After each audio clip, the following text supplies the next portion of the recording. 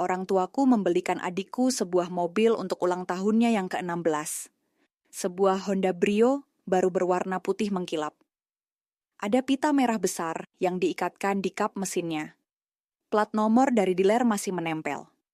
Ibuku, Novianti, merekam seluruh momen itu dengan senyum semeringah untuk diunggah ke status WhatsApp dan Instagram. Sementara untuk ulang tahunku yang ke-16, setahun sebelumnya, mereka memberiku sebuah kartu e-money. Ini mengajarkanmu hidup mandiri, Erlita, kata ibu waktu itu. Ia bahkan tidak mendongak dari layar ponselnya atau cangkir teh manis di hadapannya. Eyang Mursidah ada di rumah kami hari itu. Beliau duduk tenang di kursi rotan di teras, memperhatikan Fania, adik perempuanku, menjerit kegirangan memeluk kap mesin Honda Brio. Eyang juga memperhatikanku yang berdiri di pinggir taman kecil kami, diam sambil memegang piring kertas berisi sepotong kue. Eyang mendengar semua komentar tetangga, tapi beliau tidak mengatakan apa-apa. Selama 2 tahun, beliau diam. Hingga pada ulang tahunku yang ke-18, sebuah truk derek masuk ke halaman rumah kami di Bogor. Sang sopir menatapku dan bertanya, "Benar dengan Mbak Erlita?" Saat aku mengangguk, ia menyerahkan kunci dan menunjuk kendaraan gagah di atas truknya. Ibuku sampai menjatuhkan cangkir kopinya ke lantai teras. Tapi, mari kita mundur sedikit. Honda Brio itu bukanlah pertama kalinya orang tuaku memilih Fania di atasku. Itu hanya pertama kalinya ada banyak orang yang menonton. Kami tinggal di sebuah perumahan kelas menengah di pinggiran Bogor. Lingkungan yang cukup tenang di mana tetangga saling tahu anak siapa yang masuk universitas negeri dan keluarga mana yang baru mencicil kendaraan. Rumah kami cukup sederhana. Temboknya dicat putih, memiliki taman kecil di depan. Tampak normal dari luar. Namun di dalam perhitungannya tidak pernah adil. Kamar tidur Fania dicat ulang setiap 2 tahun. Dari warna ungu muda, hijau pastel, hingga merah muda kekinian yang ia lihat di TikTok. Tirai jendela diganti agar serasi, lengkap dengan meja belajar estetik pesanan khusus. Sementara itu, kamarku masih mempertahankan cat biru langit yang memudar, sejak aku berusia 12 tahun. Rak bukuku adalah rak serbuk kayu rakitan yang dipasang miring oleh bapakku, Mardianto, sehingga selalu bersandar aneh ke dinding. Awalnya, aku tidak pernah menghitung-hitung. Sebagai anak, kau selalu berasumsi orang tuamu punya alasan. Tapi alasan-alasan itu semakin lama semakin menumpuk. Fania selalu mendapat ponsel baru setiap tahun ajaran baru, karena ia membutuhkannya untuk grup obrolan tim majoret di sekolahnya. Aku memakai ponsel bekas ibu, yang layarnya retak di pojok, dan baterainya selalu habis sebelum jam 2 siang. Fania mendapat sepatu bot seragam baru setiap kali ada parade. Aku memakai sepatu kets yang sama sampai sol karetnya menipis. Kamu kan anaknya nerimo dan gak neko-neko, Erlita. Ibu selalu berkata begitu. Nada bicaranya terdengar seperti pujian. Seolah-olah menerima apa adanya adalah sebuah pilihan yang kubuat, bukan sebuah keadaan yang dipaksakan kepadaku. Seminggu sebelum aku naik kelas 12, aku menemukan struk belanja di tempat sampah dapur. Totalnya Rp2.500.000 untuk seragam majoret Fania yang baru, tongkat-tongkat hias dan tas rias. Pada minggu yang sama, aku meminta Rp150.000 kepada ibu untuk membeli buku kumpulan soal UTBK, karena aku ingin bersiap masuk universitas negeri. Ibu mengerutkan kening. Bulan ini pengeluaran lagi banyak, Mbak. Kamu cari yang bekas saja di loakan atau pinjam cutting ya. Aku akhirnya pergi ke pasar Pal di akhir pekan dan menemukan buku bekas seharga Rp35.000. Sampulnya sudah terlipat. Aku menstabilo setiap halaman buku itu dan berhasil meraih nilai tryout tertinggi di sekolah. Sementara seragam majoret Fania, ia hanya memakainya 3 kali sebelum menyimpannya di lemari karena mengeluh bahannya bikin gatal. Aku harus kembali ke hari ulang tahunku yang ke-16, karena disitulah retakan sesungguhnya dimulai. Retakan yang tidak disadari siapapun kecuali Eyang Mursidah. Saat itu tanggal 14 September, hari Selasa. Tidak ada pesta, tidak ada tamu. Aku turun ke dapur dan melihat sebuah amplop tergeletak di meja makan. bersandar sembarangan pada tudung saji di sebelah setandan pisang. Di dalamnya ada kartu e-money bertema animasi anak-anak dengan saldo yang tidak seberapa. Dan sebuah kartu ucapan standar bertuliskan, "Selamat ulang tahun." Ibu sedang menuang air panas ke termos. "Itu sangat praktis," katanya tanpa melihatku. "Kamu bakal berterima kasih nanti. Bisa buat naik angkot atau KRL komuter line." Bapak sudah berangkat kerja sejak subuh. Ia seorang pemborong bangunan dan instalasi air yang selalu sibuk. Bapak memang menandatangani kartu itu, tapi aku tahu persis itu tulisan tangan ibu. "Terima kasih, Bu," kataku. Aku memaksakan sebuah senyum. Aku membawa amplop itu ke kamar, duduk di tepi kasur, dan membolak-balikan kartu plastik itu. Malam harinya, setelah semua orang tidur, aku menangis di kamar mandi. Aku menyalakan keran air kencang-kencang agar suaraku tersamarkan. Aku menangis bukan karena kartu e-money itu. Aku menangis karena cara ibu menyerahkannya padaku, seolah itu sudah sangat pantas. Seolah sudah jelas bahwa aku bukanlah tipe anak perempuan yang layak dirayakan. Keesokan paginya, aku berdiri di stasiun KRL Bojonggede pukul 5.45 pagi. Udara Bogor masih berkabut dan menggigit tulang. Aku meyakinkan diriku sendiri bahwa semua ini tidak masalah. Aku mengatakan kebohongan itu berulang-ulang selama 2 tahun berturut-turut. Lalu, tibalah ulang tahun Fania yang ke-16. Dan Eyang Mursidah melihat semuanya dari teras. Pesta Fania dirayakan di halaman rumah. Ada 25 tamu, tenda kecil, tumpeng nasi kuning raksasa, dan kue tart pesanan khusus dari toko roti ternama di kota. Bukan kue bolu dari pasar. Dan di garasi, di bawah pita merah raksasa, terparkir Honda Brio putih. Fania menjerit kegirangan sampai anjing milik tetangga kami menggonggong saut-sautan. Fania memeluk ibu, memeluk bapak, lalu berlari memeluk mobilnya. Ibu sibuk merekam setiap detiknya. Aku berdiri di dekat meja minuman, memegang piring kertas berisi potongan tumpeng yang tidak kuinginkan. Aku bertepuk tangan saat yang lain bertepuk tangan. Aku bilang pada Fania bahwa mobilnya sangat bagus, dan aku jujur, itu mobil yang indah. Aku hanya tidak mengerti mengapa hal-hal indah selalu mengarah padanya. Tidak ada yang bertanya bagaimana perasaanku, kecuali Eyang Mursidah. Eyang duduk di kursi rotannya. Beliau selalu memegang cangkir teh di tangan kiri, sementara tangan kanannya bersandar di lengan kursi. Matanya menatap tajam ke arah Brio, lalu beralih menatapku yang terasing di sudut halaman. Otot di rahang Eyang sedikit menegang, seperti ada sebuah keputusan besar yang sedang dikunci di dalam kepalanya. Ibu RT, yang berdiri tak jauh dari Eyang, berbisik, "Loh, bukannya tahun lalu Mbak Erlita cuma dikasih kartu e-money buat naik KRL?" Eyang Mursidah meletakkan cangkir tehnya perlahan. "Iya, hanya satu kata.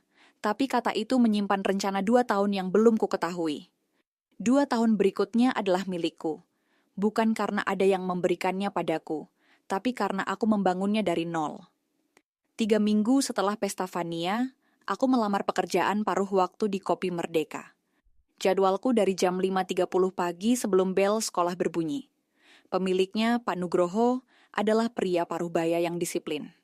Ia mengajariku meracik kopi, mencatat inventaris, dan menghitung uang kasir sampai ke kepingan rupiah terkecil. Setiap sen uang gajiku kutabung. Eyang Mursidah diam-diam membantuku membuka rekening tabunganku di bank. Selama 2 tahun, tanpa mobil, tanpa belanja barang mewah, aku berhasil mengumpulkan 35 juta rupiah. Setiap lembarnya adalah hasil keringatku berdiri di belakang mesin espresso. Sementara adikku masih tidur nyenyak dan baru bangun untuk memanaskan mesin Honda Brio-nya. Nilai raporku tetap stabil. Setiap kali ada wawancara beasiswa atau bimbingan belajar tambahan, aku selalu naik angkot atau KRL. Pada suatu hari Minggu di rumah Eyang Mursidah, beliau menatapku dari balik kacamata bacanya dan menanyakan satu hal yang tidak kuduga. "Erlita, kamu sudah punya SIM A?" Aku mengangguk bingung. "Sudah, Eyang." Eyang Mursidah tersenyum tipis. "Bagus, saat itu aku berusia 17 tahun. Aku tidak tahu apa yang sedang Eyang rencanakan. Tapi aku tahu tatapan itu, tatapan saat bibirnya terdiam, tapi isi kepalanya sudah 3 langkah di depan semua orang. 3 bulan sebelum ulang tahunku yang ke-18, sebuah email masuk ke kotak masukku. Surat penerimaan magang. Aku diterima di firma akuntansi Nusantara Mandiri, sebuah kantor bergengsi yang terletak di kawasan industri Sentul. Posisi itu dibayar, dan bagi seorang anak SMA dari pinggiran Bogor, memiliki nama perusahaan itu di riwayat hidup adalah tiket emas menuju universitas impian. Namun, ada satu masalah besar. Kawasan industri itu tidak dilalui rute angkot maupun KRL. Sambil duduk di jam istirahatku di Kopi Merdeka, aku menghitung semuanya di atas selembar tisu. Memesan ojek atau taksi online pulang pergi selama 10 minggu magang akan menghabiskan biaya sekitar 7,5 juta rupiah. Itu hampir merenggut 1/4 tabunganku. Uang yang sangat kubutuhkan untuk membayar uang pangkal kuliah, membeli buku cetak tebal, dan kebutuhan lainnya nanti. Aku tidak punya pilihan selain membeli mobil bekas yang murah. Minggu malam, sepiring sayur asem dan ikan asin goreng tersaji di meja makan.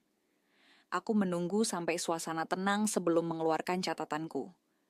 Aku sudah menyusun angka-angkanya seperti sedang presentasi di depan manajer bank. Aku sudah menabung 35 juta, kataku perlahan menatap bapak dan ibu bergantian. Harga mobil Agya bekas keluaran lama sekitar 45 juta. Kalau bapak dan ibu bisa membantuku menutupi selisih 10 jutanya saja. Bapak, Mardianto, mencondongkan tubuhnya ke depan. Ia mendengarkan. Aku bisa melihat secercah niat baik di matanya. Namun, sebelum ia sempat membuka mulut, ibu memotong cepat. Kita nggak punya uang longgar sekarang, Mbak Erlita, kata Novianti menghentikan suapan nasinya. Aku nggak minta dibelikan sepenuhnya, Bu. Cuma selisihnya saja, 10 juta. Kamu tahu kan, Fania sebentar lagi ada lomba majoreta tingkat provinsi, biayanya besar. Harus sewa pelatih, bikin seragam baru, belum lagi uang kas timnya. Ibu menghela napas, memasang wajah lelah yang selalu ia gunakan saat ingin menyudahi perdebatan. Kamu kan selama ini baik-baik saja naik kereta. Naik Gojek saja ke tempat magangmu. Nggak ada angkot ke sana, Bu. Dan kalau naik ojek tiap hari tabunganku habis, ujarku, mencoba menjaga suaraku tetap datar. Ibu terdiam sejenak, sangat singkat. Lalu ia berkata, kamu kan anak pertama, Mbak. Anak pertama itu harus belajar prihatin, harus ngalah sama adikmu. Cari solusinya sendiri, itu namanya orang dewasa. Bapak diam saja, terus mengunyah tempe gorengnya tanpa berani menatap mataku. Aku menelan ludah. Rasa sayur asem di mulutku tiba-tiba terasa hambar. Malam itu, aku sedang menggosok gigi saat melihatnya. Tablet milik keluarga yang biasa ditaruh di atas meja ruang tengah tidak terkunci. Layarnya menyala, menampilkan situs perbandingan harga mobil baru. Bukan mobil LCG Cemurah, melainkan Honda HR-V dan Hyundai Creta. Sejarah pencariannya menunjukkan ibu sudah berselancar di sana selama setengah jam. Mobil itu bukan untukku. Itu untuk Fania. Persiapan kalau adik kesayangannya itu butuh peningkatan saat masuk kuliah nanti. Padahal Fania baru saja mendapat brio tahun lalu. Aku meletakkan tablet itu kembali dan menatap pantulan diriku di cermin kamar mandi. Busa pasta gigi masih menempel di bibirku. Aku terlihat menyedihkan. Ada satu titik di mana kau berhenti terkejut dengan perlakuan tidak adil orang tuamu, dan mulai merasa terkejut pada dirimu sendiri. Karena masih berharap mereka akan berubah. Batas waktu untuk mengonfirmasi posisi magangku tinggal 2 minggu lagi. Formulir daring itu menyala di layar laptopku. Di bagian bawah ada kolom wajib isi. Moda transportasi ke kantor. Pilihannya hanya kendaraan pribadi, nebeng rekan kerja, atau lainnya. Tidak ada pilihan keluarga saya sanggup beli mobil baru, tapi tidak mau meminjaminya untuk saya. Jariku melayang di atas tombol tolak tawaran. Menolak adalah langkah yang logis. Aku harus mengamankan uang kuliahku. Tepat saat telunjukku hendak menekan kursor, ponselku berdering. Eyang Mursidah. Beliau tidak pernah menelepon di hari Rabu malam. Eyang adalah tipe wanita Javanis klasik yang menelepon cucunya hanya di Minggu pagi untuk menanyakan apakah kami sudah makan. Aku mengangkatnya. Halo Eyang, jangan ditolak tawaran magang itu. Suara Eyang Mursidah langsung menyambar, tanpa sapaan, tanpa basa-basi. Aku tertegun. Maksud Eyang? Berapa lama lagi batas konfirmasinya? 2 minggu lagi, tapi... Tahan, kasih Eyang waktu 2 minggu. Kamu klik setuju sekarang juga. Tapi Eyang, aku nggak punya kendaraan untuk ke sana, ongkosnya. Erlita, nada suara Eyang tidak meninggi, tapi ketegasannya tidak bisa dibantah. Ketegasan seorang wanita yang sukses membangun bisnis kontrakan dan kos-kosan dari nol tanpa campur tangan laki-laki. Kamu tidak perlu paham sekarang. Kamu hanya perlu percaya sama Eyang. Jangan tolak kesempatan itu. Aku menatap layar. Kursor berkedip di atas tombol terima tawaran. Baik Eyang, bisiku akhirnya. Anak pintar. Sekarang belajarlah sana. Klik, telepon ditutup. Tidak ada penjelasan. Tidak ada petunjuk. Hanya seorang nenek berusia 71 tahun yang memintaku bertahan dengan keyakinan yang luar biasa. Kecurigaanku perlahan terjawab pada hari Sabtu berikutnya. Aku datang ke rumah besar Eyang Mursidah, yang rindang di kawasan Tajur. Saat aku melangkah masuk ke ruang tamu, aku mendengar suara berat Om Fauzan dari arah dapur. Om Fauzan adalah adik kandung ibuku, anak bungsu Eyang, yang membuka bengkel mobil dan motor besar di jalan raya. Ia berkebalikan 180 derajat dari ibu. Om Fauzan tertawa lantang, bicara belak-belakan dan membenci kepalsuan. Surat-suratnya sudah diurus orang di Bu, terdengar suara Om Fauzan. Barangnya bisa dikirim hari Rabu sebelum. Langkah kakiku yang memakai sandal jepit berdecit di lantai keramik. Eyang Mursidah langsung menoleh ke arahku. Tatapannya menyuruh Om Fauzan diam. Erlita sudah datang, kata Om Fauzan agak canggung. Pria berbadan besar, berlumur sedikit oli di lengannya itu tiba-tiba terlihat salah tingkah. Telinganya memerah. Ia memang pembohong yang buruk. Lagi bahas. Pesanan spare part truk, punya temen, Nduk. Eyang Mursidah tersenyum santai. Iya, pamanmu ini selalu pusing ngurusin bengkelnya. Ayo duduk, Eyang buatkan es teh manis. Aku tidak mendesak mereka. Eyang punya pantangan keras. Jangan pernah membicarakan hadiah sebelum hari ulang tahun tiba. Jadi aku duduk, meminum es tehku, dan mengupas mangga. Berpura-pura tidak melihat selembar kertas yang tergeletak di meja makan. Kertas itu setengah tertutup oleh buku resep masakan, tapi aku masih bisa melihat logo, sebuah merek mobil SU Veternama di sudut atasnya, diikuti deretan angka nomor rangka kendaraan VIN. Aku menelan ludah. 6 minggu menuju ulang tahunku yang ke-18 terasa seperti 6 tahun. Aku tidak tahu badai apa yang sedang disiapkan Eyang Mursidah. Tapi aku tahu persis, itu akan menghancurkan semua kebohongan yang selama ini menutupi rumah tangga kami. 1 minggu sebelum ulang tahunku yang ke-18, aku turun ke dapur pada Senin pagi dan melihat semuanya persis seperti hari-hari biasa. Tidak ada daftar belanjaan yang ditempel di pintu kulkas, tidak ada kantong plastik berisi dekorasi, tidak ada notifikasi grup WhatsApp keluarga yang sibuk membahas menu catering atau daftar tamu. Aku teringat ulang tahun Vania yang ke-16. Ibu sudah mulai merencanakannya sejak 3 minggu sebelumnya. Ia membuat grup obrolan khusus, memesan tenda, memilih souvenir, dan menyusun tata letak kursi. Untuk ulang tahunku, 0 besar. Pada hari Rabu, aku mencoba memancing reaksi ibu yang sedang menata piring di rak. Bu, besok Sabtu kita ada acara untuk ulang tahunku. Ibu berhenti sejenak, durasinya pas untuk menunjukkan bahwa ia sebenarnya lupa, lalu buru-buru menutupi kecerobohannya. Oh iya, tentu saja. Kita makan malam keluarga saja di rumah. Sederhana, kan yang penting kumpul. Terjemahan. Ibu akan memasak makanan sehari-hari, membeli kue bolu standar dari toko roti di depan minimarket, dan Bapak akan menyelipkan beberapa lembar uang 50 ribuan ke dalam amplop sepulang kerja. Aku tidak menangis. Aku sudah berhenti menangis untuk urusan ulang tahun sejak usiaku 17. Aku hanya naik ke kamar, berbaring menatap langit-langit, dan mengingat kembali kertas berlogo dealer mobil di bawah buku resep Eyang Mursidah. Aku tidak tahu apa yang akan terjadi, tapi aku tahu Eyang tidak sedang merencanakan makan malam sederhana. Tanggal 14 September, hari ulang tahunku yang ke-18. Aku terbangun pukul 5.30 pagi. Jam biologisku sudah terbiasa dengan jadwal shift pagi di Kopi Merdeka. Rumah masih sepi. Dari luar terdengar suara sapu lidi bergesekan dengan aspal, tanda tetangga sudah mulai menyapu halaman.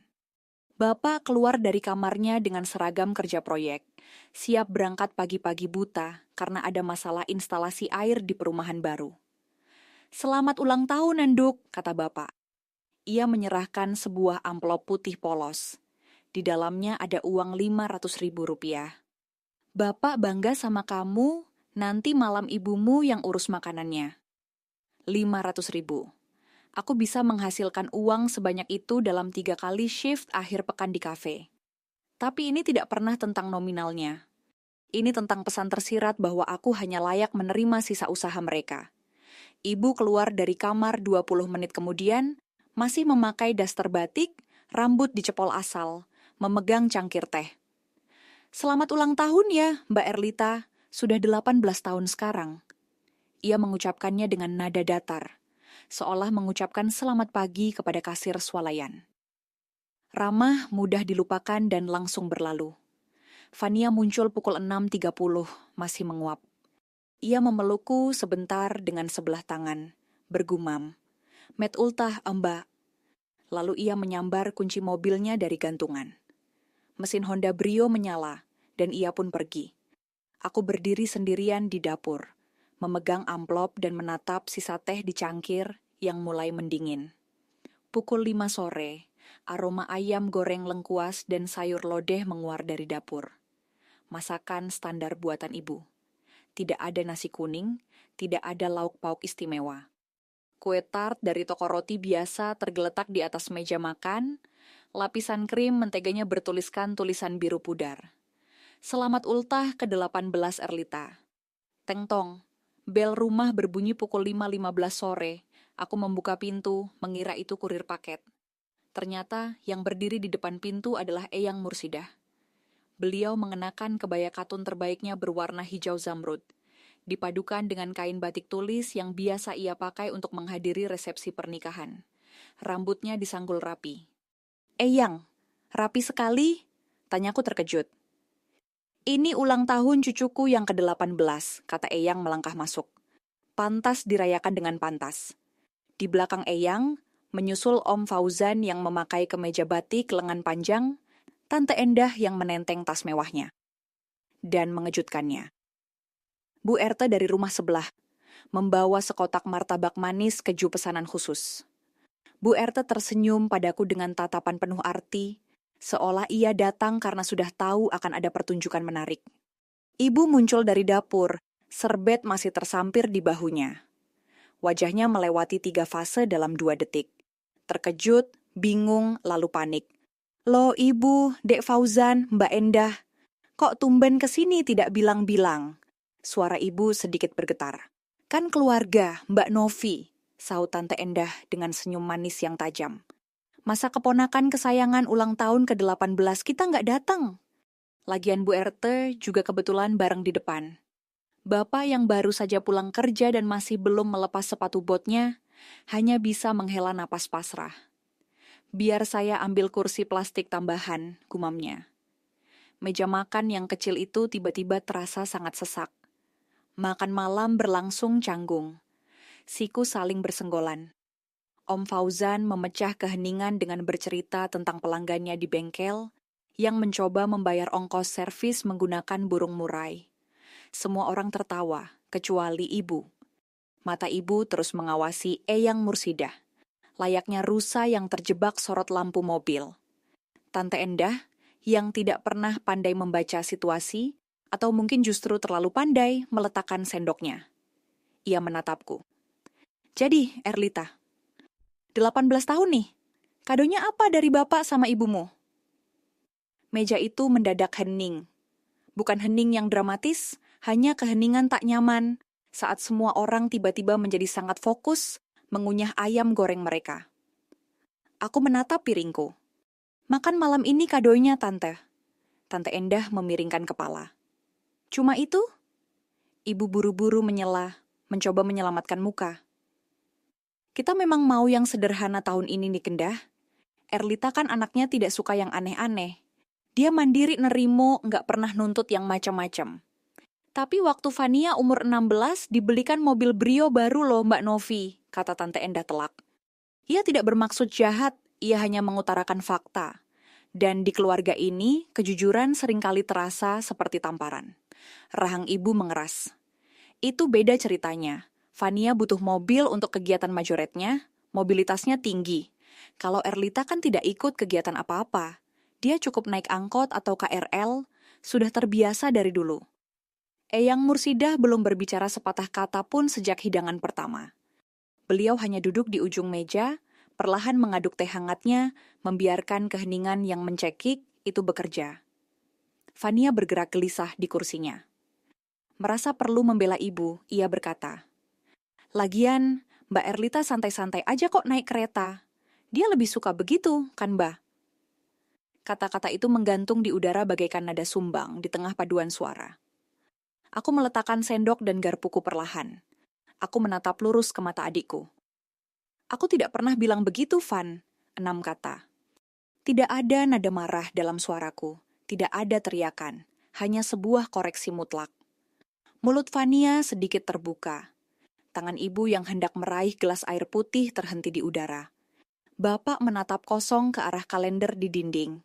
Semua orang di meja itu mendengarnya, dan kebenarannya tidak bisa disangkal. Ibu pulih dengan cepat. Ia ahlinya memutarbalikkan keadaan dari posisi bersalah menjadi korban dalam hitungan detik. "Oh, jadi sekarang ibu yang jadi ibu paling buruk di dunia di hari ulang tahunmu?" Suara ibu mulai bergetar, matanya mulai berkaca-kaca, bukan karena sedih, tapi bersiap menumpahkan air mata sebagai senjata pertahanan. "Bapak ibu banting tulang cari uang, menyekolahkan kamu, memberi atap, memberi makan. Kurang apa ibu sama kamu, Erlita?" Aku tidak goyah. 2 tahun menunggu di stasiun Bojonggede. Setiap pukul 5.45 pagi telah melatih mentalku untuk tetap tenang. "Aku tidak minta dilahirkan di keluarga kaya, Bu," kataku pelan. "Hidup memang tidak selalu setara, tapi seharusnya. Keluarga itu adil." Suasana di ruangan itu berubah drastis. Tante Endah meletakkan serbetnya. Bu Erte memegangi tas tangannya erat-erat, seolah mencari pegangan. Bapak menunduk, kedua tangannya bertumpu di atas paha. Postur seorang pria yang tahu bahwa kalimat berikutnya akan mengubah segalanya. Tapi ia terlalu pengecut untuk memihak. Eyang Mursidah meletakkan cangkir tehnya ke atas tatakan porselen. Bunyi dentingan kecil itu membelah ruangan bagai ketukan palu hakim. "Kamu benar, Novi," kata Eyang, menatap tajam anak perempuannya. "Hidup memang tidak setara." Semua kepala menoleh ke arah Eyang. Beliau mendorong kursinya ke belakang, berdiri dengan tenang, dan merapikan lipatan kebaya zamrudnya. Sebuah gestur yang sudah kulihat ribuan kali saat Eyang bersiap menutup transaksi jual beli tanah. "Jadi," lanjut Eyang, suaranya jernih dan menggelegar di ruang makan yang sempit itu. "Mari kita buat agar sedikit lebih seimbang." Eyang Mursidah berjalan menuju pintu depan rumah, membukanya lebar-lebar, lalu menoleh ke arahku. "Erlita, ayo keluar." Itu bukan sebuah ajakan. Itu adalah perintah pembukaan tirai pertunjukan. Dan setiap orang di meja makan itu bangkit untuk mengikuti langkahnya. Lampu teras rumah kami sudah menyala. Lampu jalanan kompleks perumahan baru saja berkedip hidup, memancarkan pendar kuning keemasan yang membuat jalanan aspal tampak hangat. Udara malam kota Bogor terasa sejuk, membawa aroma khas sisa gerimis sore tadi, dan wangi samar bumbu sate dari pedagang gerobak keliling di ujung jalan. Semuanya terasa normal, sebuah malam minggu biasa di permukiman kelas menengah. Lalu, aku mendengarnya. Sebuah deru mesin diesel bertenaga besar terdengar dari arah gerbang kompleks. Suaranya rendah, berat, dan perlahan membesar. Sorot lampu depan yang terang benderang, milik kendaraan dengan lebih dari 4 roda, menyapu pepohonan di pinggir jalan. Dari ujung belokan, sebuah truk derek flatbed besar berwarna kuning melaju pelan, seolah sang pengemudi tahu persis kemana ia harus pergi dan tidak perlu terburu-buru untuk sampai. Truk itu berbelok, lalu berhenti tepat di depan garasi rumah kami. Di atas bak truk derek tersebut, terikat erat dan berkilau di bawah temaram lampu jalan, bertengger sebuah Toyota Fortuner tipe GR Sport berwarna biru gelap metalik. Kendaraan itu masih baru, begitu baru hingga joknya masih terbungkus plastik, dan plat nomor putih merah. Tanda kendaraan baru keluar dari dealer masih terpasang di bempernya. Kilauan krom pada grill depan memantulkan sisa cahaya malam, memancarkan aura kegagahan dan kemewahan yang tak terbantahkan. Di Indonesia, Fortuner bukan sekadar mobil. Itu adalah simbol status, bukti kesuksesan yang diakui tanpa perlu banyak bicara. Sopir truk itu turun. Seorang pria muda berseragam dealer, memegang papan dada ujian, clipboard.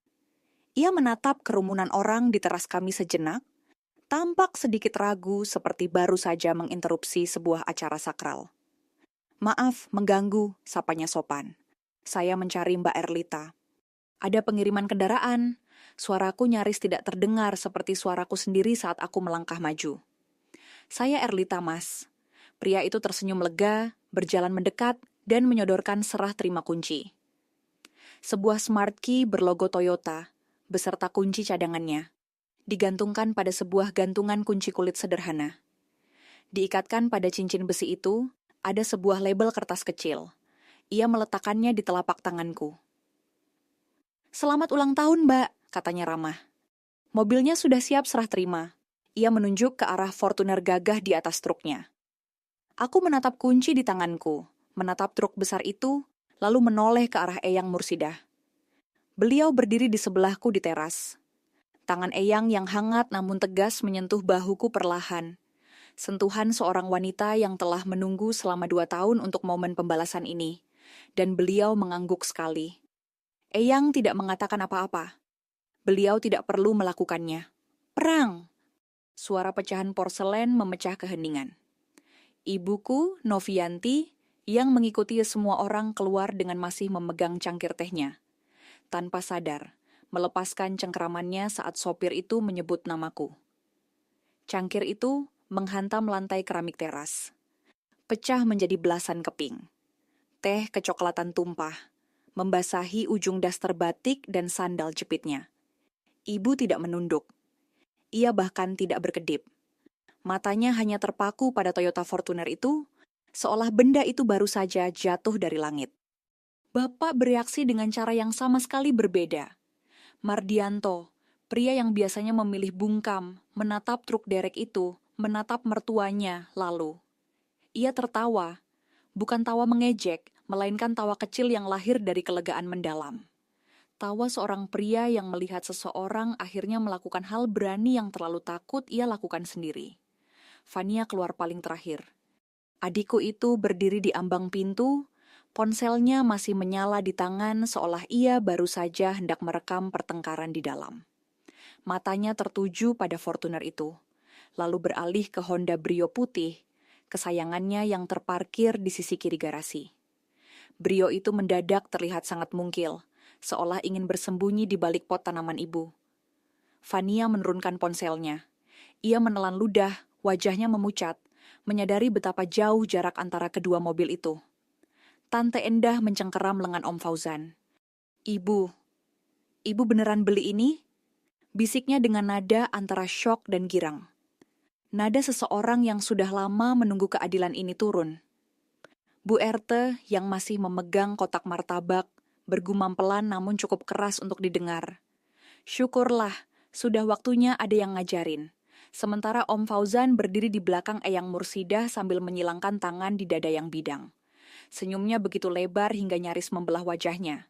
Tentu saja Om Fauzan tahu, ia yang mengurus orang dealernya. Ia sudah menunggu momen ini sama sabarnya dengan ibunya. Aku menatap label kecil yang terikat di kunci. Ada tulisan tangan Eyang Mursidah di sana. Huruf bersambung yang rapi dan tegas. "Kamu selalu berharga, Nduk." Butuh waktu sekitar 45 detik bagi ibu untuk beralih dari keterkejutan total menuju mode pengendalian kerusakan. Aku sudah hafal transisi ini. Tulang punggungnya menegak, Dagunya terangkat, dan suaranya menemukan nada spesifik antara ketersinggungan dan otoritas palsu. Ibu melangkah maju, nyaris menginjak pecahan cangkirnya sendiri. "Ibu," tegur ibuku kepada Eyang Mursidah. "Ini berlebihan. Kita harus membicarakan ini di dalam. Ibu tidak bisa membelikan anak saya mobil mewah tanpa berdiskusi dulu dengan saya atau Mas Mardianto." Eyang Mursidah sama sekali tidak bergeming. "Tidak ada yang perlu didiskusikan, Novi. Erlita masih anak-anak. Ibu tidak berhak. Erlita sudah 18 tahun. Dia sudah punya KTP." Suara Eyang datar, memotong kepanikan ibu layaknya pedang bermata dua. BPKB STNK dan plat nomornya semua terdaftar atas nama Erlita. "Bukan namamu, bukan nama suamimu, nama cucuku." Kata-kata itu membuat ibu membeku. Atas nama, itu adalah bahasa hukum. Bahasa kepemilikan mutlak yang tidak bisa diubah hanya dengan adu mulut, tangisan manipulatif, atau keluhan di grup WhatsApp keluarga. Ibu tidak bisa begini. Ibu mencoba lagi, suaranya mulai melemah. "Bisa, dan sudah kulakukan," sahut Eyang Mursidah dengan tenang. "Sama seperti saat kamu membelikan Fania mobil secara diam-diam tanpa bertanya pendapatku, dan membiarkan Erlita naik KRL setiap subuh." Teras itu kembali hening. Bahkan suara jangkrik pun seolah enggan bersuara. Ibu menoleh dengan panik ke arah suaminya. Mas Mardianto, ngomong dong." Dan bapakku, pria yang tidak pernah mengatakan hal berarti selama 2 tahun, melihat putri sulungnya berdesakan di gerbong kereta, menatap istrinya, lalu menatap ibu mertuanya, sebelum akhirnya menatapku. "Ibu benar, Novi," ucap bapak tegas. 3 kata. Itu adalah pemberontakan terbesar bapak selama 18 tahun usia pernikahan mereka. Tidak diucapkan dengan berteriak, tapi dampaknya jatuh seperti palu hakim yang mengunci vonis. Ibu mengedarkan pandangan ke sekeliling teras. Tante Endah, Om Fauzan, Bu Erto. Semua orang ada di sana, semua orang mendengar. Dan tak satu pun wajah di sana yang berpihak padanya. Gengsi yang selama ini ia bangun dengan susah payah runtuh dalam semalam. Dengan bahu merosot, ibu berbalik, tidak peduli lagi pada pecahan cangkirnya, dan masuk ke dalam rumah. Pintu kasa tertutup di belakangnya dengan bunyi klik pelan, seperti bunyi dari sebuah babak yang telah berakhir. Sopir truk derek dibantu Om Fauzan menurunkan Fortuner itu. Mesin hidrolik berdesing memecah malam. Mobil gagah itu kini terparkir mulus di halaman, tepat di sebelah Brio milik Fania, yang kini seolah berasal dari dimensi yang berbeda. Setelah truk pergi dan suasana sepi, aku memeluk Eyang Mursidah. Bukan pelukan singkat yang sopan. Aku memeluknya erat, menenggelamkan wajahku di pundak kebayanya, dan merasakan tangan Eyang menepuk punggungku 2 kali. Tegas dan mantap. "Kamu pantas mendapatkan ini karena kamu tidak pernah menyerah pada dirimu sendiri," bisik Eyang di telingaku. "Jangan biarkan siapapun bilang sebaliknya." Aku melepaskan pelukan itu. Mataku basah, namun aku tidak terisak. Tubuhku seolah hanya sedang mengeluarkan emosi-emosi yang selama ini tidak tahu harus disimpan di mana lagi. "Ayo masuk dan rasakan joknya," goda Om Fauzan sambil terkekeh. "Aturannya begitu kalau punya mobil baru." Aku membuka pintu kemudi. Bau mobil baru yang khas, perpaduan material kulit premium dan plastik pabrik langsung menyapaku. Bau sebuah awal yang bersih. Jok kulitnya terasa dingin dan nyaman. Lampu dashboard menyala dengan cahaya biru dan putih yang elegan. Saat tanganku menyentuh setir, jari-jariku gemetar hebat. Bukan karena takut, tapi karena beban dari rasa dianggap ada setelah bertahun-tahun diabaikan akhirnya terangkat. Di kursi penumpang sebelah kiri, terdapat sebuah map plastik dari Eyang Mursidah. Di dalamnya ada STNK asuransi kendaraan yang sudah dibayar penuh untuk 6 bulan ke depan, dan sebuah catatan kecil berisi nama dan alamat firma akuntansi Nusantara Mandiri. Di bawahnya Eyang menulis, "Senin, jam 8 pagi. Jangan terlambat." Aku menundukkan kepala di atas setir kemudi, dan untuk pertama kalinya dalam bertahun-tahun, aku menangis karena bahagia. Aku menangis karena akhirnya aku benar-benar dilihat.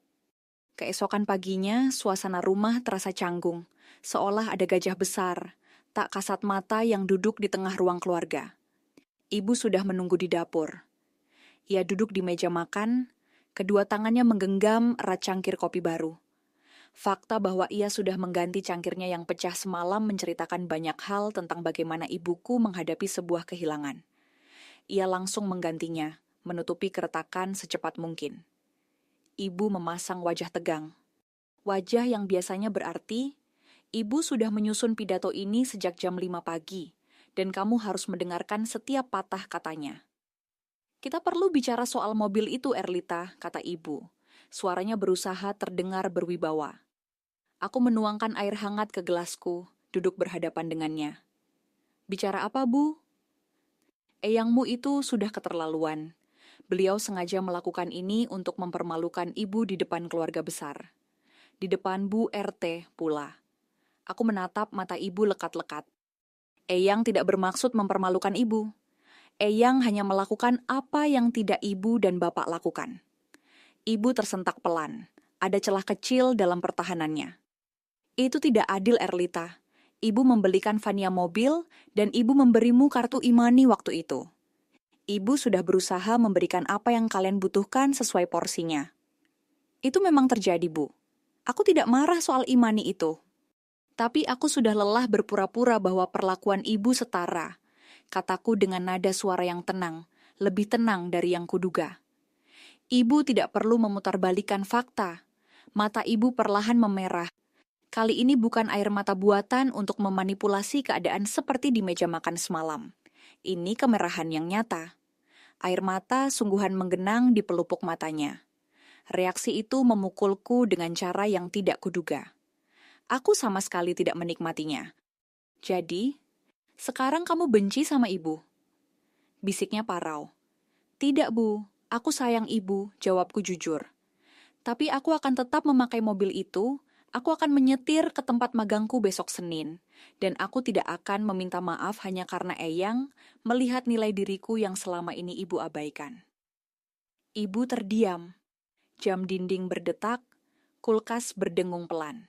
Dari kejauhan terdengar sayup-sayup suara azan duha dari masjid perumahan. Ibu mengusap matanya dengan punggung tangan, berdiri, dan meletakkan cangkirnya di bak cuci piring. Ibu butuh waktu, gumamnya. Ambil saja waktunya, Bu, kataku. Aku tidak kemana-mana. 1 jam kemudian, aku menemukan bapak di garasi. Ia sedang duduk di atas kursi kayu pendek, tidak mengutak-atik perkakas pipa airnya, hanya duduk dengan tangan bertumpu di lutut. Postur seorang pria yang memiliki banyak hal untuk dikatakan, tetapi tidak pernah berlatih cara mengucapkannya. Bapak seharusnya bicara sejak dulu, Enduk, kata bapak pelan tanpa menatapku. Aku bersandar di kusen pintu garasi. Toyota Fortuner milikku terparkir gagah di samping kami. Ya, Pak, seharusnya begitu. Bapak takut ibumu marah. Bapak pikir, diam itu jalan tengah biar rumah tenang. Diam itu bukan bersikap netral, Pak, kataku. Tidak ada lagi rasa segan untuk menahan diri. Saat Bapak diam melihat ketidakadilan di rumah ini, artinya Bapak sedang memilih berpihak pada ibu. Bapak tidak membantah, ia tidak berdalih. Kamu belum mengerti rumitnya pernikahan atau namanya juga orang tua. Ia hanya duduk di sana dan menerima kenyataan itu. Bagiku, itu adalah hal paling berani sekaligus paling menyedihkan yang pernah kulihat darinya selama 18 tahun. Kamu benar, kata Bapak Parau. Ia menelan ludah dengan susah payah, jakunnya naik turun. Mata Bapak berkaca-kaca, tapi ia menahannya agar tidak jatuh. Pria dari generasinya lebih suka menelan emosi itu dalam-dalam ke dada daripada membiarkannya tumpah. Bapak bangga sama kamu, Erlita. Kalau kata-kata itu masih ada harganya buatmu. Masih ada harganya, Pak, jawabku. Meski akan jauh lebih berharga kalau Bapak mengucapkannya 2 tahun yang lalu. Kami terdiam agak lama di garasi. Udara di antara kami terasa berbeda sekarang. Tidak hangat, tapi terasa bersih. Seperti udara setelah hujan badai mereda. Tekanan di dada perlahan hilang, dan kau akhirnya bisa bernapas lega. Malam harinya, giliran Fania yang mengetuk pintu kamarku. Ketukannya pelan, ragu-ragu. Fania masuk tanpa riasan wajah, mengenakan kaos piyama longgarnya. Di keluarga kami, itu adalah tanda bahwa ia sedang menurunkan senjata dan perisainya. Ia duduk di tepi kasurku. Aku nggak tahu keadaannya separah itu, Mbak, kata Fania pelan. Maksudku, aku tahu ibu kadang pilih kasih. Tapi aku nggak tahu kalau Mbak sampai mau menolak tawaran magang karena nggak ada biaya jalan. Aku memutar kursi belajarku menghadapnya. Kamu tidak tahu karena kamu tidak pernah diharuskan untuk memikirkannya, Van. Iya, suaranya bergetar. Itu bagian yang paling bikin aku merasa bersalah. Aku bisa saja bersikap kejam. Aku punya banyak amunisi kemarahan yang bisa membuat adikku menangis terseduh-seduh. Tapi kekejaman adalah senjata ibu, bukan senjataku. Dan Fania bukanlah tokoh jahat dalam cerita ini. Ia hanya produk dari pengasuhan ibu yang timpang. Bukan salahmu kamu dikasih mobil duluan, kataku melembutkan suara. Hanya saja, tidak ada satupun dari kalian yang pernah bertanya mengapa aku tidak mendapatkannya. Fania mengusap hidungnya dengan lengan baju. Fortuner, Mbak, keren banget, ngomong-ngomong. Ia mencoba tersenyum kecil. Aku membalas senyumnya. Iya, lumayan buat anak magang. Kami tertawa kecil. Tawa yang canggung, namun melegakan. Lalu, Fania menanyakan sesuatu yang tidak pernah kuduga. Mbak, mau nggak ajarin aku cara ngatur uang bulanan? Uang jajanku selalu habis tiap hari Rabu, dan aku malu kalau harus terus minta sama ibu. Aku menatap adikku. Gadis 16 tahun yang selama ini manja, kini mulai terbangun dari tidurnya. Tentu, Fania butuh waktu untuk belajar. Tapi aku mengangguk. Bisa, nanti Mbak ajari. 2 bulan telah berlalu sejak hari ulang tahunku. Keluarga kami belum sepenuhnya sembuh, tapi semuanya berubah. Seperti tulang patah yang mulai menyambung kembali. Lebih kuat di bagian yang retak, meski terkadang masih nyeri saat hujan turun. Ibu mulai rutin mengikuti sesi konseling psikologi keluarga. Sesuatu yang awalnya sangat ia tentang. Buat apa curhat ke orang asing? Protesnya dulu. Tapi bapak, dengan ketegasan barunya, terus mendorong ibu. Ibu belum menjadi malaikat, tapi ia mulai belajar mendengarkan. Bapak sendiri berubah lewat hal-hal kecil. Ia sering mengirimiku pesan singkat di WhatsApp. Kerjaan lancar, Nduk? Atau KM Fortuner sudah 5.000, jangan lupa servis berkala. Fania memberi kejutan terbesar.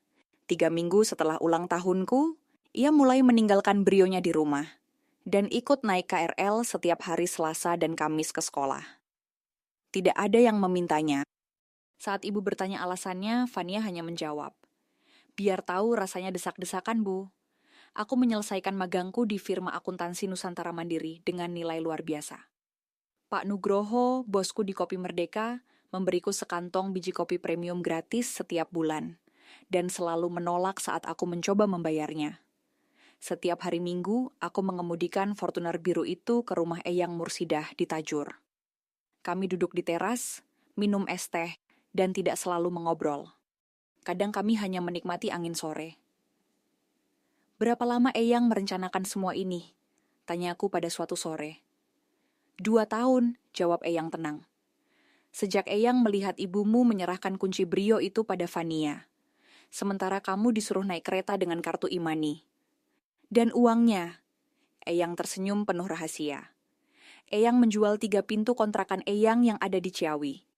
Uangnya cukup untuk beli tunai, bayar asuransi 6 bulan, dan sisa sedikit untuk pajak. Eyang, itu kan aset Eyang. Aset itu milik Eyang. Terserah Eyang mau diapakan, kata beliau, menatapku lurus-lurus dari balik kacamatanya. Eyang ingin cucu Eyang melangkah masuk ke dunia orang dewasa dengan kepala tegak. Mengetahui bahwa dirinya berharga. Karena bukti tertulis di atas kertas sebuah BPKB atas namamu sendiri. Lebih kuat dari sekadar janji manis, Nduk. Tidak ada yang bisa merampasnya darimu. Hari ini aku berkendara menuju kampus untuk hari pertama kuliah. Jalan tol Jagorawi membentang luas di hadapanku. Jendela mobilku buka sedikit membiarkan angin sejuk masuk. Di laci dashboard mobilku yang mengkilap, berdampingan dengan buku manual dan kacamata hitam, tergeletak sebuah kartu e-money usang dengan gambar animasi yang memudar. Aku tidak menyimpannya karena dendam. Aku menyimpannya sebagai pengingat tentang siapa diriku pada pukul 5.45 pagi yang gelap di stasiun Bojonggede. Seorang gadis yang membangun masa depannya sendiri dengan sisa-sisa kesempatan yang ada. Mobil Fortuner ini tidak mengubah nilai diriku. Mobil ini hanyalah bukti fisik bahwa perjuanganku selama ini tidak sia-sia dan ada seseorang yang memperhatikannya. Jika kamu adalah anak yang selalu mendapat sisaan, pakaian bekas, kamar paling kecil, atau sekadar kartu tiket kereta sementara saudaramu mendapat perayaan meriah, aku ingin memberitahumu satu hal. Jangan pernah menunggu orang lain memberikan nilai pada dirimu. Bangunlah dirimu sendiri dalam diam. Bekerja keraslah, kamu tidak pantas diabaikan. Dan jika kamu terus melangkah maju, pada waktu yang tepat, orang-orang yang benar-benar peduli akan muncul, dan mereka akan memberikan apa yang pantas kamu dapatkan, lunas tak bersisa.